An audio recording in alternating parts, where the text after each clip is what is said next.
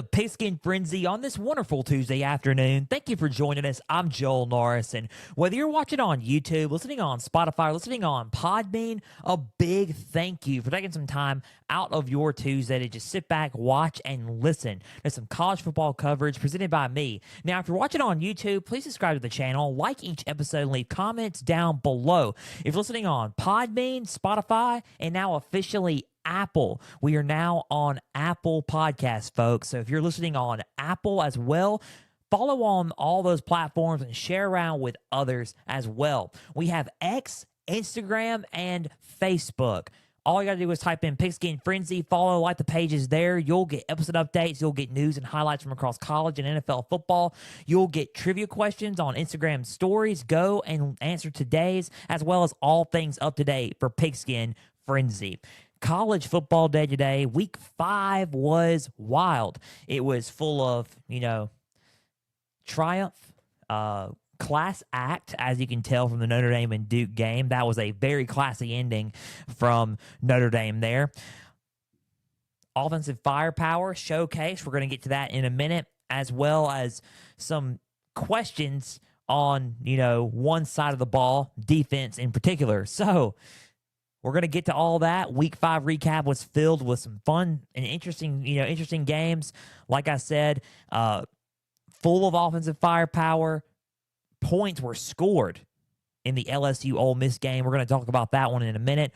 Defense on certain teams, little suspect, and it could cost, and it did certainly cost a few, one particular team this past weekend. So we're going to talk about that. We're also going to talk about week 6 and the top matchups there. We're going to look ahead. Georgia? How are we feeling on Georgia? That's what we're going to talk about in just a minute. How are we feeling on teams like LSU? Who stocks up? Who stocks going down? We're going to talk about that on the show. Let's break it down. Subscribe to the channel on YouTube. Like each episode. Leave comments down below. Guys, follow on Podbean, Apple, and Spotify. Guys, follow on X, Instagram, and Facebook for all things up to date for Pigskin Frenzy. Keep plugging in. Let's get it rolling. Let's get it rolling with our Week 5 recap. We'll go with Week 5. This is how we're going to break it down, just like we do it normally. Week 5, go to the polls. Then we'll talk about Week 6 and break down and preview and predict. Week 5, this game will go a little bit faster here. Oregon State and Utah. We talked about that one for our top matchups last week, and I was kind of on the fence on this game. I was thinking, okay, this game, I picked Utah, and it could go either way, and I was wrong. I was wrong about this game. Final score, Oregon State 21, Utah 7. But the thing is, I said that without the least bit of surprise because I was not surprised. Honestly, I think Oregon State is a better team than most people give them credit for. I think that their offense is very underrated. I think their defense is also underrated as well. I think Oregon State Beavers as a team is underrated. They needed a bounce-back win after losing to Wazoo, and they did. They got that bounce-back win. Utah looked a little out of sync on offense. I think as the weeks go on, Cam Rising is a must. Okay, getting him back in the full swing of things is a must. I do think Nate Johnson and Bryson Barnes are 2 good quarterbacks. I just think as the season goes on, the veteran leadership of Cam Rising and the quarterback play from him is probably needed for Utah. So let's go down with Oregon. Let's go, break down with Oregon State and then Utah stats, and then we'll, wrap it up and move on. But DJ Uiagalelei had a game, 14 for 25 for 204 yards and a touchdown. The only blemish he really had was an interception. 6 carries with 18 yards. He's playing good. He's still trying to look for, that next level, that next step at Oregon State. But he's playing pretty good. He's playing pretty decent. So not bad numbers, and it helped them, get a 21-7 win. So Silas Bolden, their running back, pretty solid back. I'm not going to lie. He's a good receiving back as well. 2 carries with 53 yards and a touchdown. 6 receptions with 100 yards and a touchdown. So 1 on the ground and 1 through the air. So Silas Bolden, pretty good, option for them, for the Beavers, in that win this past Friday. Damian Martinez, 16 carries with 65 yards and a touchdown. Nate Johnson from Utah, he got the start. He was 8 for 23 with 101 yards and a touchdown, 9 carries with 3 yards. Bryson Barnes took over. He didn't do as hot at either. 5 for 8 with 40 yards and an interception. Jalen Glover, their running back, 16 carries with 58 yards. Thomas Yasman, 3 receptions with 59 yards and a touchdown. Thomas Yasman, good option there, good tight end option for Utah. Just wasn't enough to get the win this past Friday. I think the crowd noise a little bit got into Utah's head, and they looked a little bit out of sync on offense in general. I think they're missing Cam Rising desperately, and I think that's probably the biggest issue for Utah's offense right now. Bringing Cam Rising back is a must currently, and that's how I view it as. I kind of had a feeling that Utah was going to lose the game. Or not just really lose the game, lose a game. I didn't know it was going to be this one in particular. I feel like they were going to drop a game at some point. The longer Cam Rising is out, I expect them to possibly lose another. I think Utah's a good team. Without Cam Rising, I don't see them have that umph yet. I think next season is when Bryson Barnes and Nate Johnson will, battle it out, and we're going to see, who's the true face of that Utes program. I think Nate Johnson and Bryson Barnes are still wonderful quarterbacks. Don't get me wrong. I just think they're a little bit younger, and they need more time. And this is the time. They're getting the development right now. They're getting the in-game experience now, which is good. But to save the season for Utah, what they need is Cam Rising back. And they need him back pretty urgently, I would assume. It's not over. They only had one loss. But if they keep losing, especially to another Pac-12 opponent, it may be all but over for their Pac-12 title hopes and potentially their playoff hopes as well. So, final score, Oregon State 21. They look good. They look really good. Beavers look surprisingly underrated. Utah, 7. Utah's going back to the drawing board. Tough game for both teams. But, how I look at it is Oregon State still progressing and still showing some underrated signs. Utah playing, needs to play a little bit more urgently and getting Cam Rising back as they need their veteran quarterback back. I would assume to possibly, I would say save the season when it comes to trying to get to the Pac-12 championship game in Vegas in December. So final score, Oregon State 21, Utah 7. Moving on to another Pac-12 matchup, USC Colorado. I said that USC was going to win the game. I was right. USC did win the game. But I was also right about another thing. I said if Colorado State brought some humility, showed some respect to their opponent, they would play them close, and they did. Final score, USC 48, Colorado 41. Now, I will say this. USC was blowing them out pretty good in the third quarter. It was 48-21. Then, all of a sudden, it was 48-41 at the end of the game. Colorado was about to come back. They were on their way, marching down the field to come back. After the third quarter, USC didn't score anything. But here's the thing. USC's offense, electric. And it's led by, obviously, guess who? I mean, you probably already guessed it. Reigning, defending Heisman Trophy winner Caleb Williams. Caleb Williams was a madman in this game. 30 for 40 with 403 yards and 6 touchdowns. 403 yards and 6 touchdowns with only 1 interception. 5 carries with 12 yards. Their running back, Marshawn Lloyd, also an animal. He's a beast. 13 carries with 84 yards and a touchdown. Taj Washington was their go-to man. He's probably been pretty much Taj Washington and Zachariah Branch have been their 2 options. Their Swiss Army knife would be Zachariah Branch, but their main outside go-to receiver has been Taj Washington all year. 8 receptions with 117 yards and a touchdown. Brendan Rice, son of legendary NFL Hall of Famer Jerry Rice, 5 receptions with 81 yards and 2 touchdowns for Brendan Rice. And Mario Williams, 3 receptions with 53 yards and a touchdown. Now, I'll say this. They play good on offense, but the defense is still the biggest question for this team. Everyone else is saying that you can't take USC seriously. Right now, It's kind of hard to. And that's how I look at it. USC's a team that they're solid on offense, and when you look at them, they're unstoppable on offense with the weapons they got. But when you look at them and you look at them on defense, it's like, okay, we can move the ball on this team, and you can.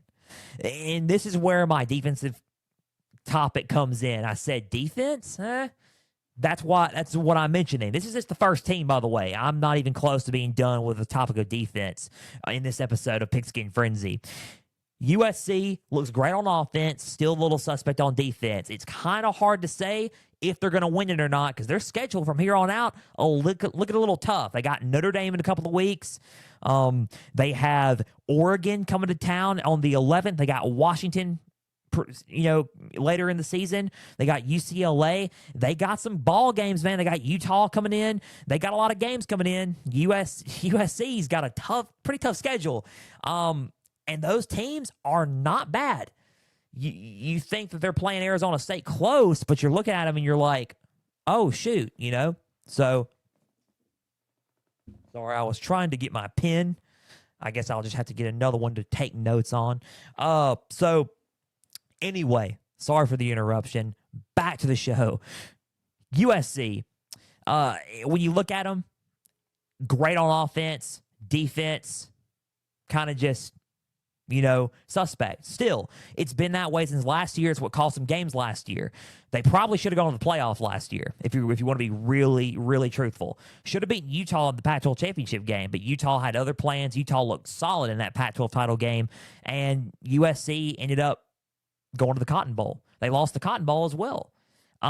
It's the defense, and it's the one thing that's really keeping them, out of the conversation for the playoffs. There's a lot of people who are saying, okay, they're 8, they're 9, and the thing is, you see them, they're like they went from 5 to what? I think they're 8 or 9 now. I got to look at the polls in a minute when we go over them, but around there because of their defense. It's because of their defense. Their defense is the one thing that's kind of iffy on USC. They would be much higher if they had a superb defense. They were blowing these teams out, but they let Colorado come back.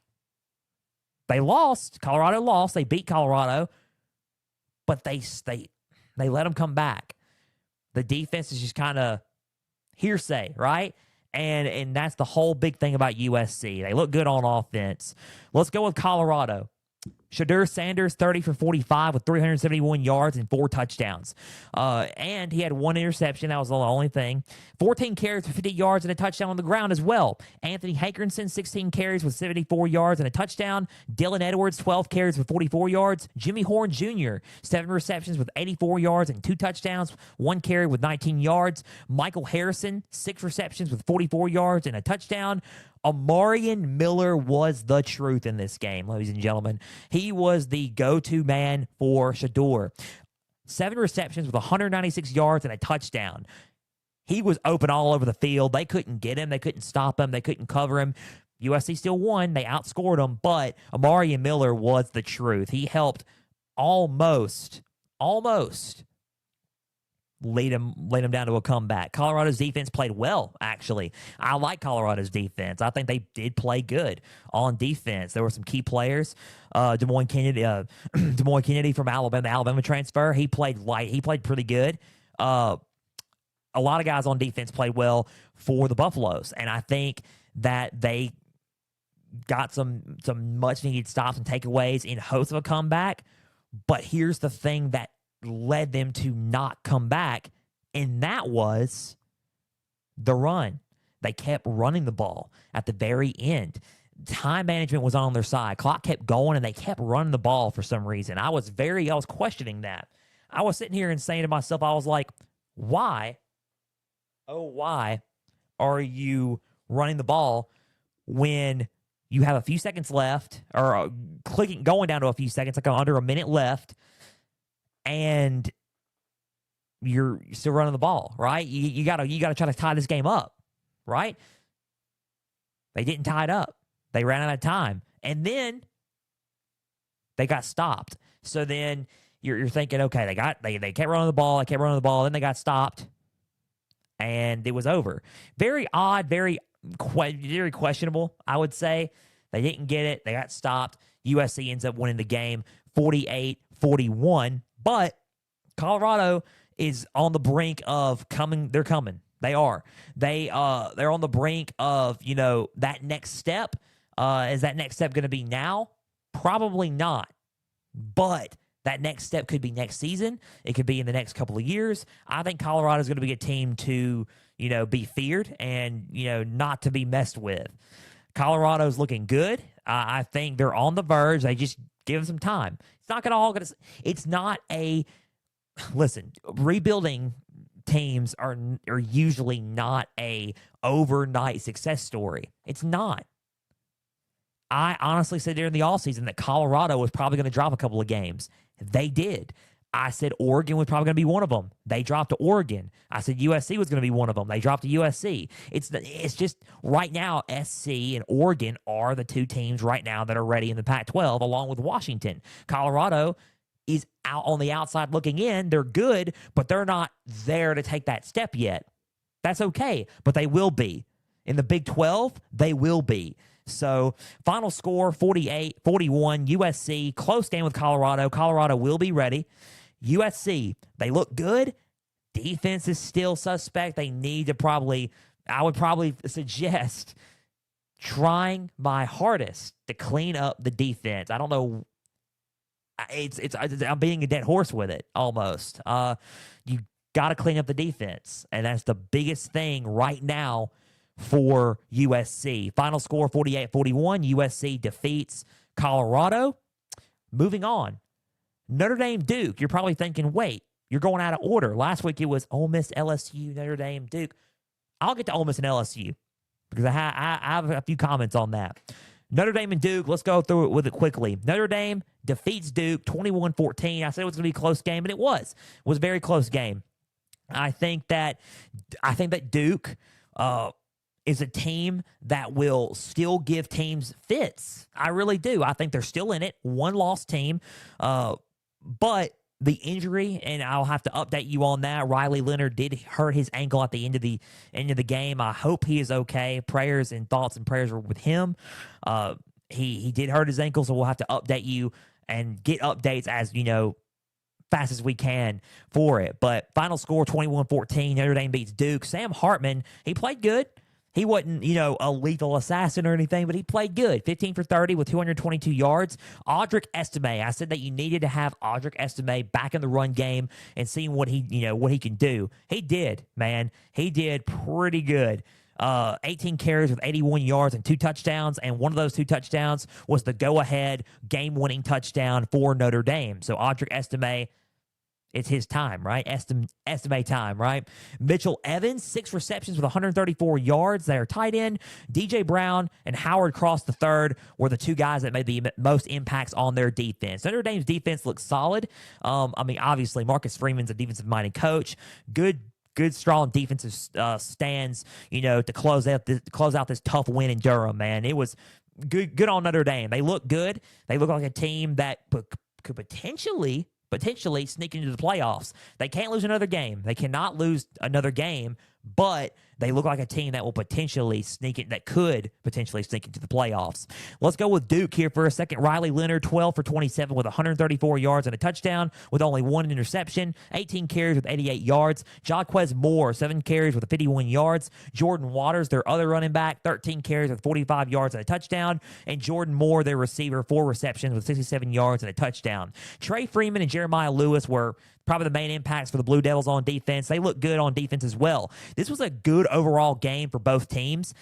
I like both. I like them both on defense and offense. I just think Notre Dame with the go-ahead touchdown, it was a close game through the end, back and forth, but I think Notre Dame just got the edge. Notre Dame got the edge at the end and made one good play, and it was that go-ahead touchdown to ice the Blue Devils in Durham. So, final score, 21-14 Notre Dame. They both look good. Notre Dame could potentially sneak into the playoffs. Duke is not out of the water yet. I would not count out Duke just yet.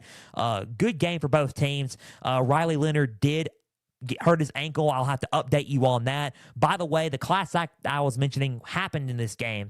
Quarterback Sam Hartman for Notre Dame was interviewing at the end of the game with Holly Rowe, and he said, if you don't mind, I'll have to break away from this interview. I got to go check on Riley Leonard. He's a good standout quarterback for this team, and he's a good standout guy, and I just wanted to check on him to see if he was okay. He waited outside of the tent for him to come out to check on to make sure he was okay. Class act by quarterback Sam Hartman, and if y'all see it go on YouTube or on Facebook or whatever and watch that video.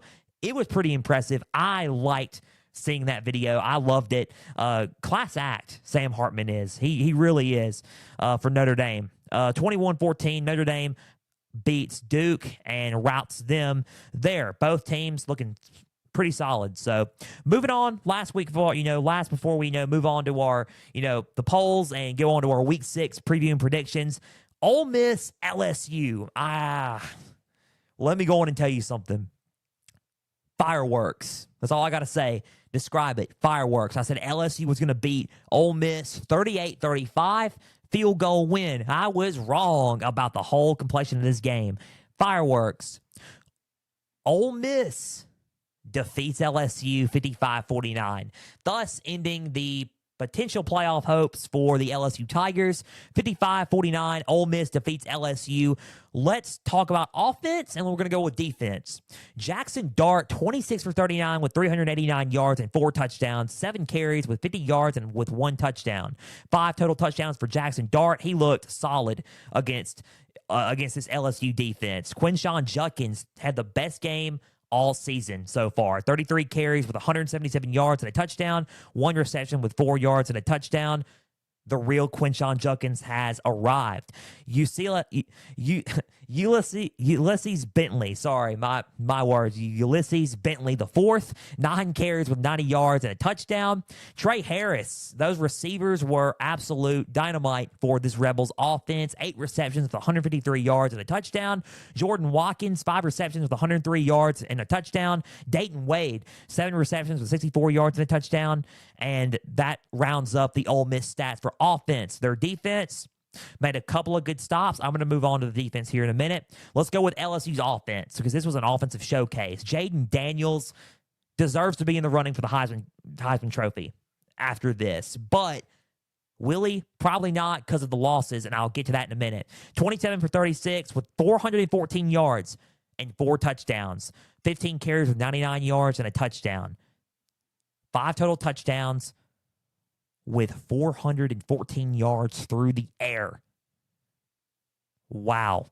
Logan Diggs, 19 carries with 101 yards and 2 touchdowns, 2 receptions with 22 yards.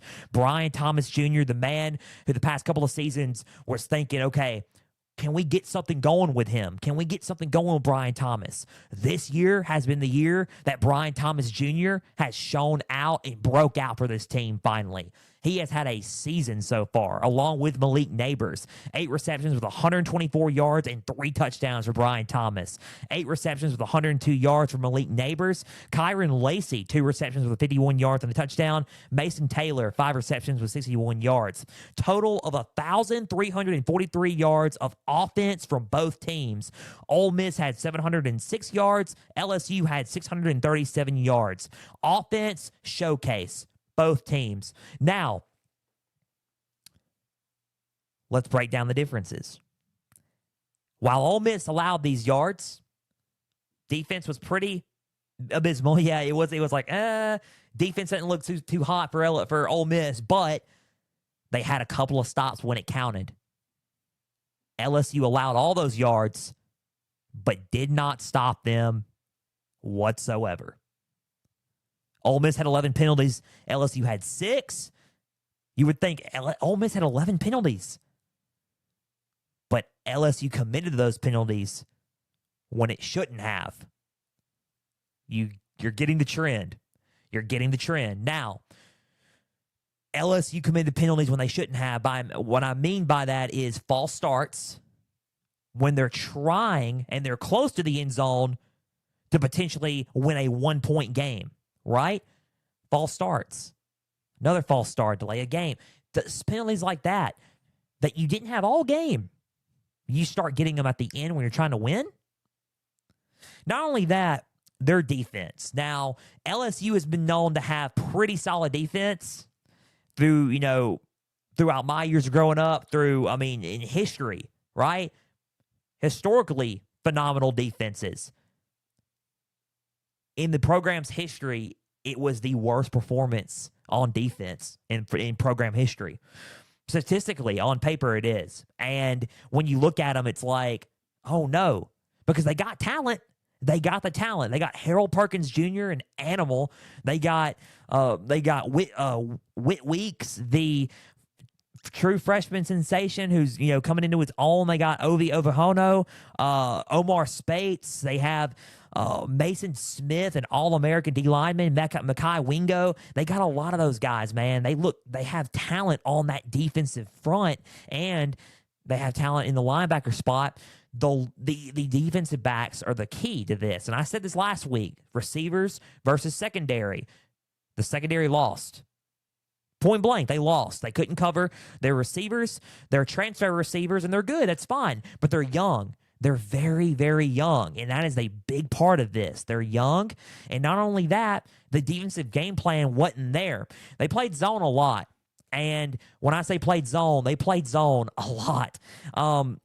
If they would have manned up, would it made a difference? I don't know necessarily, but it could have changed a little bit. The defensive game plan will look a little bit off, I would assume. They couldn't stop them. Like, they couldn't stop Ole Miss at all. Ole Miss couldn't stop LSU until the very last drive LSU, like the second to last drive when LSU, had the ball. They stopped them when it counted.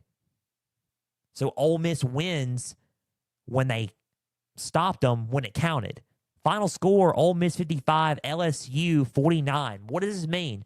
Ole Miss controls their own destiny. LSU is going to take a little bit of work. They lost 2, which could put them out of the playoff hunt. I would assume that their playoff hopes are a little right now. Now they control their own destiny in the West still. Ole Miss has Arkansas Saturday. It's one of those games where, it's tricky for Ole Miss, but yet again, it's a game that probably they should be favored in and should win. LSU has a tough road test. 11 a.m. ESPN Saturday morning against Missouri. Missouri undefeated, 21 in the nation. Mizzou, they look good. Now, they haven't played anybody like LSU yet, but I don't know. Mizzou looks good enough they could potentially pull off an upset. LSU's a touchdown favorite against Missouri. It's one of those things where you're just going to have to see, but if they don't find a way to fix the defense, it could be a underwhelming season for LSU and Brian Kelly in his second outing in his second year as LSU head coach. Now, the only thing you got to change from here on out is fix the defense. If you fix the defense, everything's going to be fine. You got the offense. You got probably the most elite offense in the SEC. One of the best and most elite quarterbacks in college football in Jaden Daniels.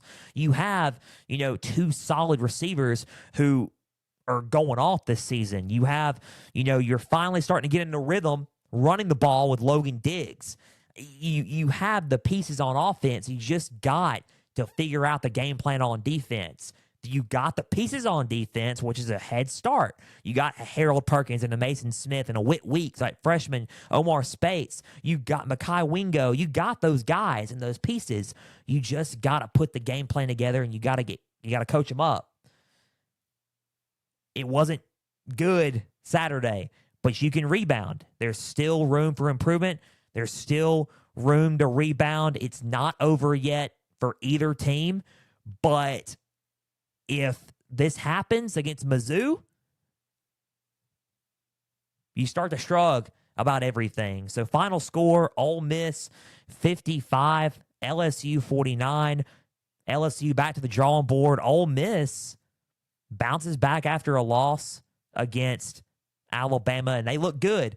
They looked really, really good. Ole Miss on offense looks solid. On defense, have some question marks there, but they stopped LSU when it counted, and that is what gives Ole Miss the stock up for me. Stock down, LSU stock up, Ole Miss there. So moving on, and that was our Week 5 recap. Guys, sorry for the 29 minutes already in, but we'll go with the AP polls and then move on to the Week 6 preview and prediction. So let's look at the AP poll.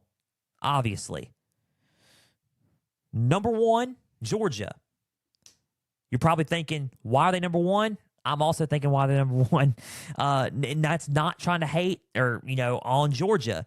Not showing any hate towards Georgia. I think Georgia's talented. I'll explain my theory on Georgia in a minute. Number 1 is Georgia. Number 2, Michigan after rolling against Nebraska. Number 3, Texas. Number 4, Ohio State. Number 5, Florida State.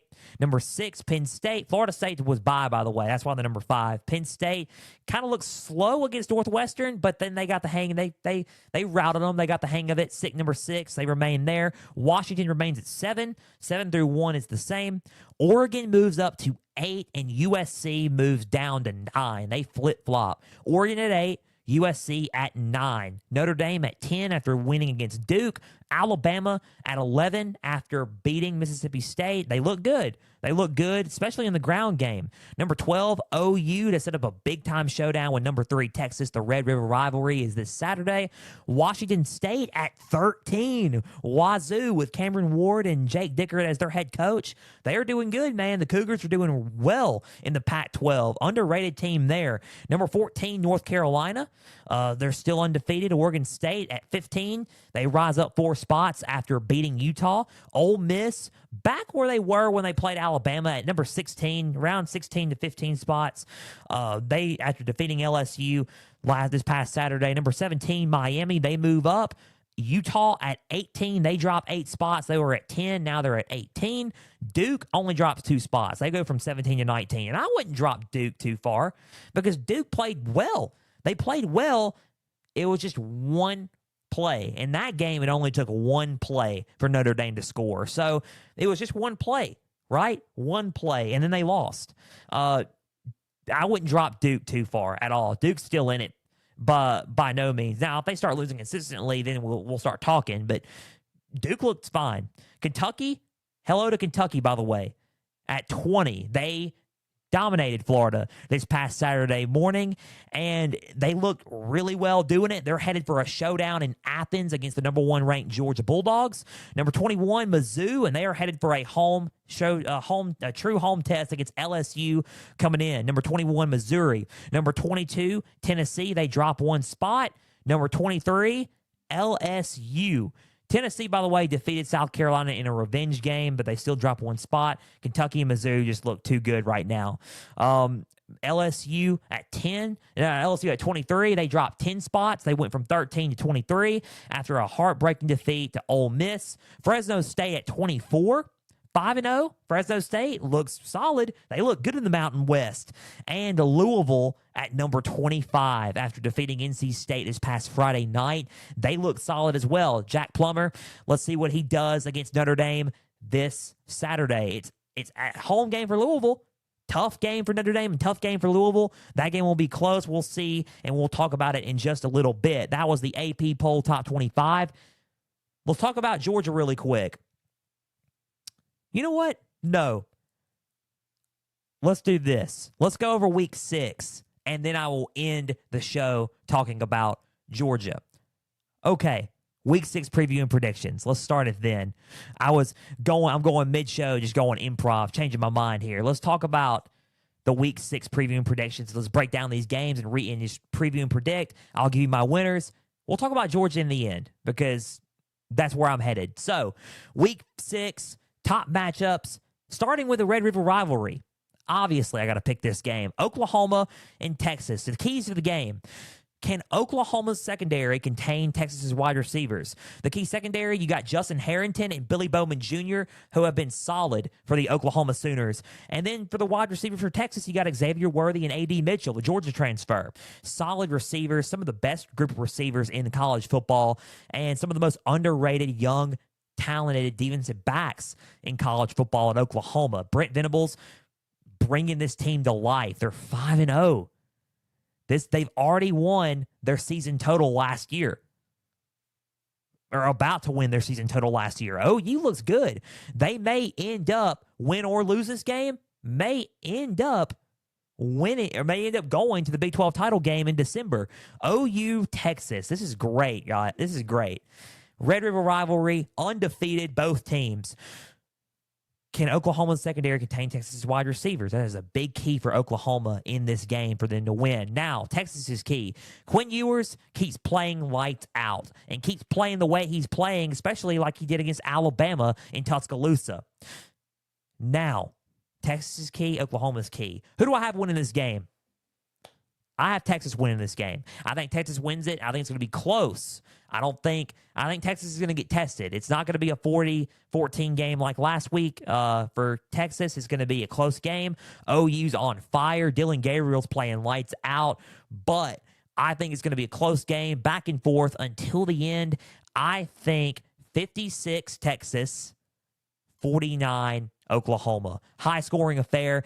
56 Texas, 49 Oklahoma, and hands Oklahoma its first loss of the season. Texas improves to 6-0 and remains potentially in the top 3 and could be gunning for that number 1 spot.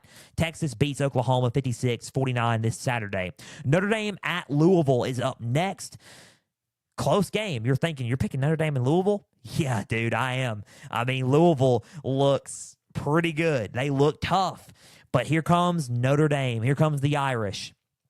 Both undefeated at Louisville, Kentucky. Jeff Brom, man. Jeff Brom is doing it. He came from Purdue. Jeff Brom did. He is going back to his alma mater, and he is already undefeated. Undefeated, 5-0. Looking, or 4-0, looking, or 5-0, looking for a 6-0 spot. Here we go. Both undefeated. It's 5-1 Notre Dame, 5-0 Louisville. Here we go. Key to the game for Notre Dame: apply pressure to Jack Plummer. If I'm the defense of Notre Dame, I'm applying pressure to Jack Plummer, forcing him to make mistakes, forcing him to make throws that he normally doesn't make, and I would force him into some deep waters and and make some mental errors in this game.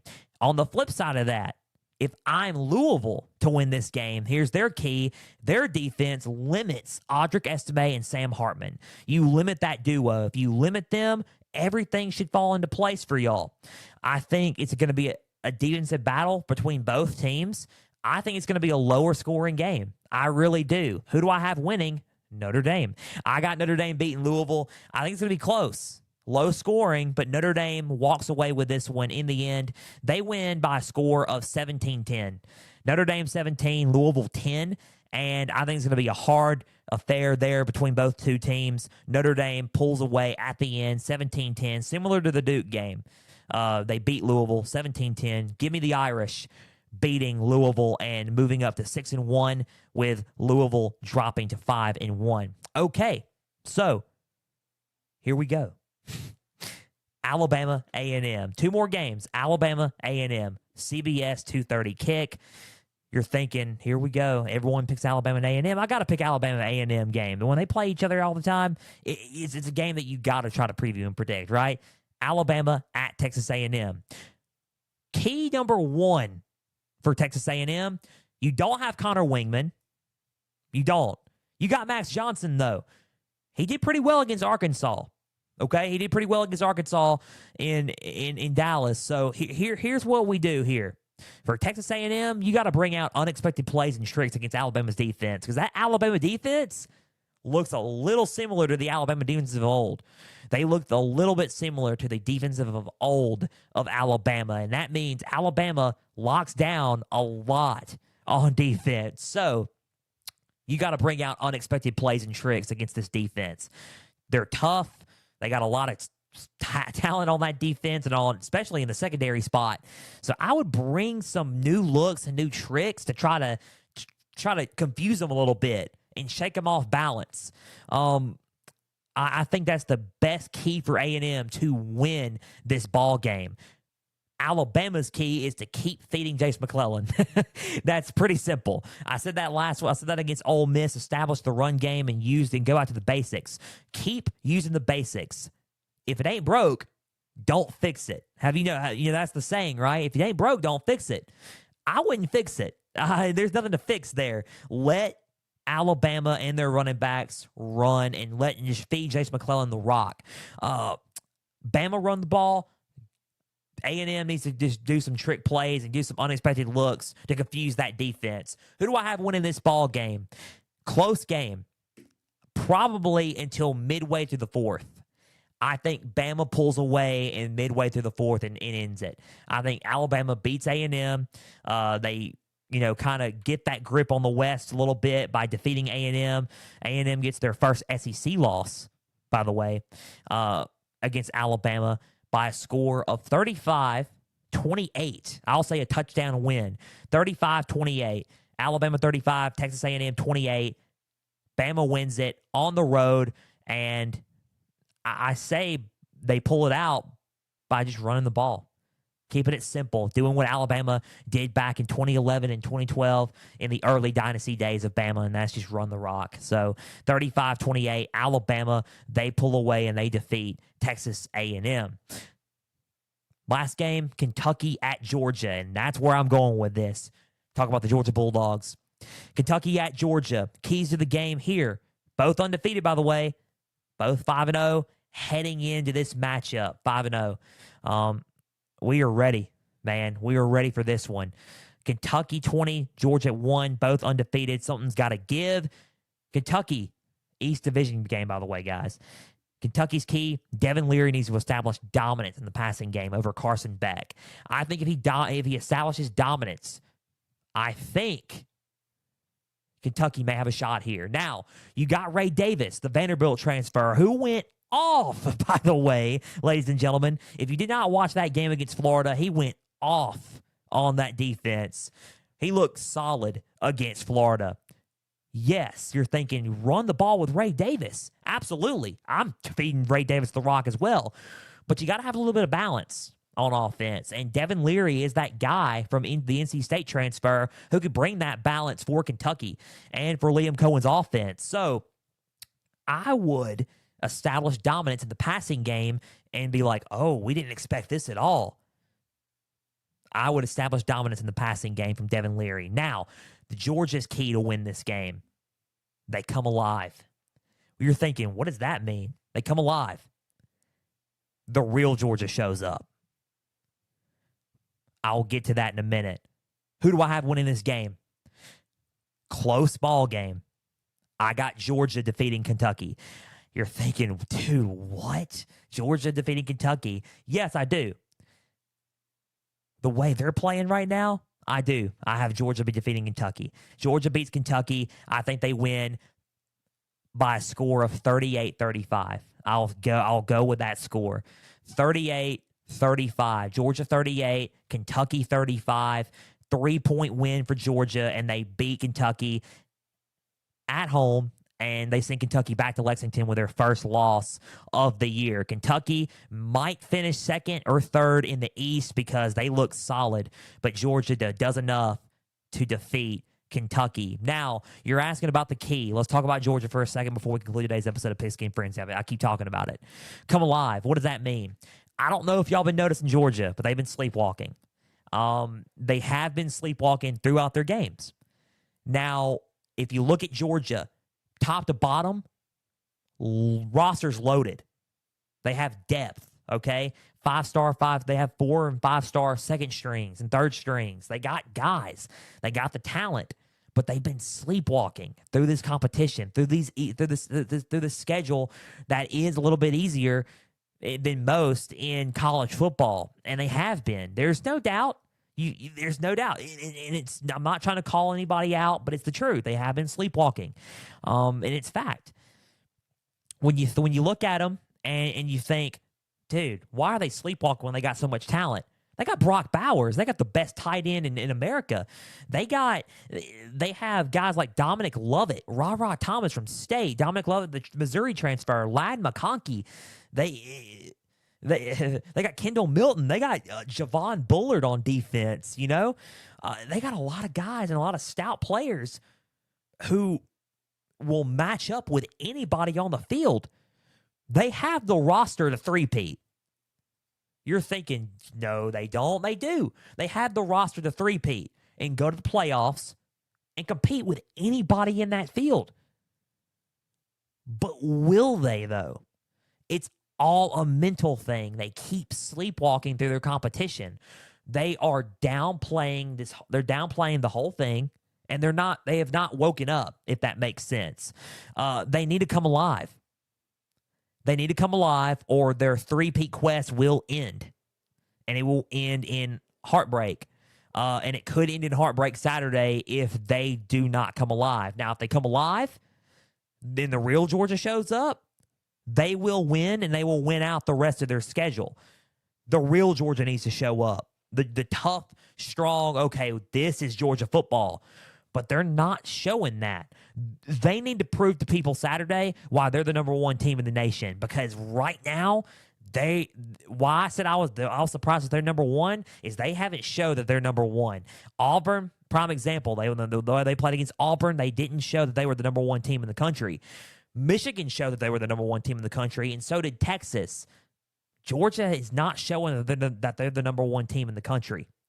And I think that if they play to the tough, we're the G standard, we're the dog standard, no one's going to really stop them talent-wise because they can compete with anybody on that field any given Saturday.